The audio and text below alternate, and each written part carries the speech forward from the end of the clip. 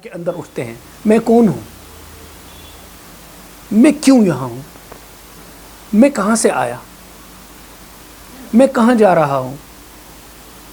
میری موت کس چیز کا نام ہے؟ موت کے بعد کیا میں کچھ رہوں گا بھی کہ نہیں؟ ایک کانشنس جو میری جو کانشسنس ہے یہ ختم ہو جائے گی.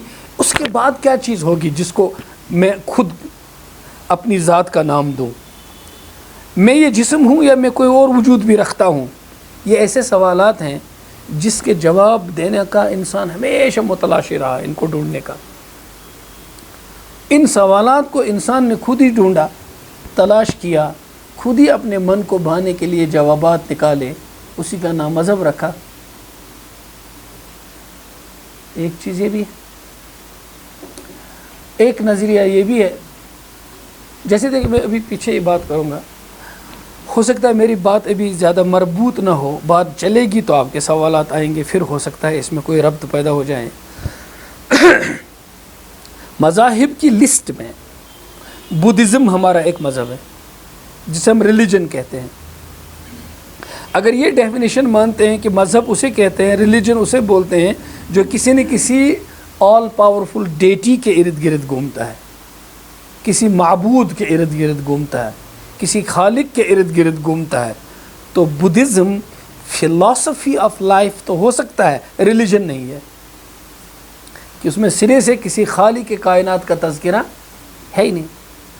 اور خود گوتم بدھا سے جب اس کے ڈسائپلز نے کہا کہ اب آپ ہمارے لیے کیا تجویز کرتے ہیں، ہم سے کیا نصیحت ہے، انہوں نے کہا کہ میں تم کو کوئی چیز نہیں بتانا چاہتا ہوں، جس طرح سے میں اپنی روشنی پر پہنچا تم کو بھی آزاد چھوڑتا ہوں، میری طرف سے کوئی پریسپٹ نہیں ہے تم کو.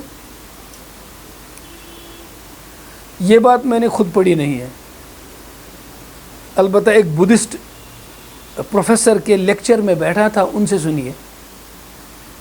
ان کا غالباً اس لیے یہ کہنا زیادہ تھا، انہوں نے سٹرس کیا کہ دوسرے مذہبوں میں جو بانی ہوتا ہے مذہب کا، وہ پھر اپنی ارشادات لوگوں کو کرتا ہے کہ دیکھو یہ مذہب ہے، اس کے یہ اصول ہیں، اس کے یہ ضوابط ہیں، ان پر چلو. چونکہ بدھزم میں ایسا نہیں ہے، اس لیے بدھزم کو زیادہ پازیٹیو دکھانے کے لیے انہوں نے یہ بات کی کہ بدھا نے یہ کہا کہ میں خود اس طرح پہنچا، تم بھی خود اس طرح نروانا تک پہنچو، میں تم کو کوئی ارشادات نہیں بتاتا ہوں. میں نے ان سے سنا ہے. So most probably he was trying to stress about that کہ یہ زیادہ پازیٹیو ہے بدھزم میں. تو اسے آپ ایک زندگی کا ایک فلسفہ کہہ سکتے ہیں، فلسفہ حیات کہہ سکتے ہیں. پھر مذاہب کی فہرست کو اس میں نہیں لا سکتے ہیں، لیکن اس کو مذہب کی فہرست میں کیوں لایا گیا ہے؟ میں نے یہ بھی آپ کو بتایا، ایتھیزم کو، الحاد کو بھی آج ریلیجن کہا جاتا ہے.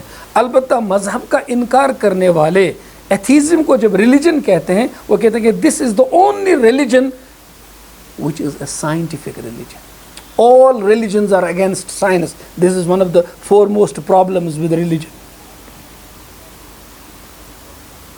جو لوگ کہتے ہیں کہ مذہب میں پرابلم ہے اور مذہب خود ایک پرابلم ہے، ان کا کہنا ہے کہ مذہب میں ایک بہت بڑی پرابلم یہ ہے، یہ عقل اور سائنس کے خلاف ہے. کیوں؟ میں پہلے پرابلمز ہی ڈسکس کروں گا، پھر سولوشنز ڈسکس کروں گا، اور کوشش کروں گا کہ انصاف کروں، سب کی بات کروں. مذہب کو پرابلم بتانے والے لوگوں کا کہنا یہ ہے کہ دیکھیے جب انسان دنیا پہ آیا، دنیا میں اس کے پاس کیا اپنی انر جو پوٹینشلز ہیں انسان کے، وہ کیا ہیں؟ ایک آزاد عقل ہے، ایک سوچ ہے. اس سوچ میں سب سے بڑی چیز جو ہے وہ ہے کیوریازٹی. اس کیوریازٹی کی جو انرجی ہے، اس کے پروں سے آدمی اڑنا چاہتا ہے، تحقیق چاہتا ہے، کھوج لگانا چاہتا ہے، کسی چیز کا انکار کرتا ہے، کسی چیز کا اقرار کرتا ہے. گویا آدمی کے پاس آزادی کی سب سے بڑی جو سواری ہے وہ اس کی عقل ہے، اور مذہب سب سے بڑا دشمن ہے اسی عقل کا. یہ آتے ہی اس کھوج کے دروازے بند کر دیتا ہے. آواز سمجھ رہے ہیں؟ میں یہ باتیں آپ سے نہ کرتا، اس اس لیے کرتا ہوں کہ آج نہ کل آپ کے ذہن میں یہ باتیں آ ہی جائیں گی، اور ان باتوں کو آپ تک لائے گا کون؟ خود آپ کی عقل، کیونکہ آپ ڈھونڈنا شروع کریں گے۔ کیوں ڈھونڈنا شروع کریں گے؟ کیونکہ آپ جن تعلیمی اداروں میں پڑھتے ہو وہ مجبور کرے گی وہ تعلیم آپ کو کہ جو کچھ بھی آپ یقین کے ساتھ مانتے ہیں اس پر شک کی نگاہ سے دیکھو۔ جو ایپیٹمی ہے ماڈرن ایجوکیشن کی، اٹ کریٹس ڈاؤٹ، شک پیدا کرتی ہے، اور ماڈرن ایجوکیشن میں شک کو علم کی ماں کہا گیا ہے۔ You cannot know unless you doubt.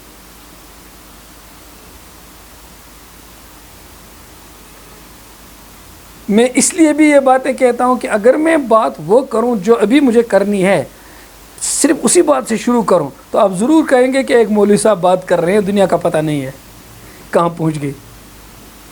اس لیے میں یہ بتاؤں گا کہ آپ کو ہم ٹیڑھے کوچوں سے بھی واقف ہیں، لیکن ایک سیدھی گلی بھی ہے جہاں سے گزرنا ضرور چاہیے۔ پھر آپ کی عقل کے سامنے یہ رکھیں گے کہ آپ یہ ساری گلیاں جو ہیں ان کو دیکھنے کی کوشش کر رہے ہیں، تو ایک اور گلی میں جانے کی کوشش کیوں نہیں کرتے ہیں؟ وہ بھی تو عقل ہی کہتی ہے اس گلی کو بھی دیکھ لیں، اس کو بھی دیکھ لیں۔ تو لوگوں کا کہنا ہے کہ یہ سب سے بڑی پرابلم ہے مذہب میں، کہ یہ آدمی کو اس سوچ پر تالے چڑھاتے ہیں، یہ مذاہب جس سوچ کو اللہ تعالیٰ، یہاں تو اللہ تعالیٰ کی بات نہیں ہے، ہماری زبان پہ ایک دم آئے گی، جو سوچ انسان کی اپنی ایک ایسا سرمایہ ہے جس کی بنیاد پر یہ تمام مخلوق سے مختلف ہے اور آزاد ہے اور تسخیر کائنات کر سکتا ہے، اسی عقل کی بنیاد پر۔ یہ بات کیوں اٹھتی ہے؟ اس لیے جب یہ ایزیوم کیا جاتا ہے کہ مذہب عقل پر تالے چڑھاتا ہے، جب یہ ثابت ہوگا کہ مذہب عقل پر تالے چڑھا دیتا ہے، تب یہ پرابلم بالکل جسٹیفائی ہوگی کہ پھر مذہب پرابلم ہے۔ اس بات کو آپ نوٹ کریں، یہ ایک مسئلہ ہے۔ دوسرا مسئلہ،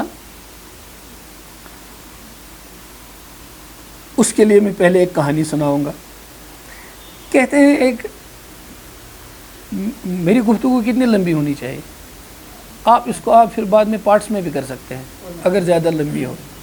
مجھے ابھی لگ رہا ہے کہ جہاں میری گلیاں کھل رہی ہیں گھنٹوں تک چل سکتی ہے بات۔ بھوک تو نہیں لگی آپ کو؟ چلیے، پہلے میں نے سوچا آدھے گھنٹے تک گفتگو کو ختم کروں، نپی تلی بات کروں، لیکن اب مجھے لگ رہا کہ اب وہ کمرے میں کمرہ کھلتا جا رہا ہے۔ ایک آدمی گیا ڈاکٹر کے پاس، اس نے ڈاکٹر سے کہا، ڈاکٹر صاحب مجھے احساس کمتری ہے، انفیریورٹی کمپلیکس، تو اب میں کیا کروں؟ ڈاکٹر نے کہا میں کچھ ٹیسٹ لوں گا آپ سے، انویسٹیگیشن کروں گا۔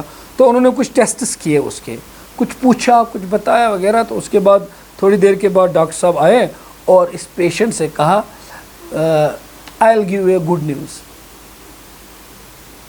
But at the same time I am going to give you a bad news too. Good news یہ ہے کہ you don't have any inferiority complex at all, کوئی ایسا کمتری نہیں ہے، چلو عیش کرو۔ اچھا بیڈ نیوز کیا ہے؟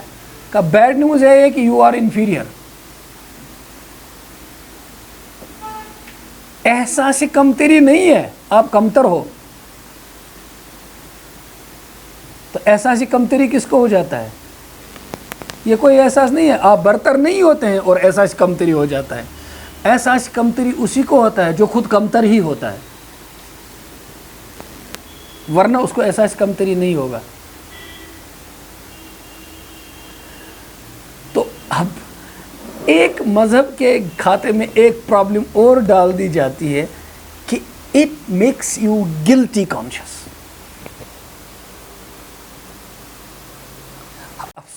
حیرانگی کی بات ہے، یہ صرف مذہب کے مخالف لوگ نہیں کہتے ہیں،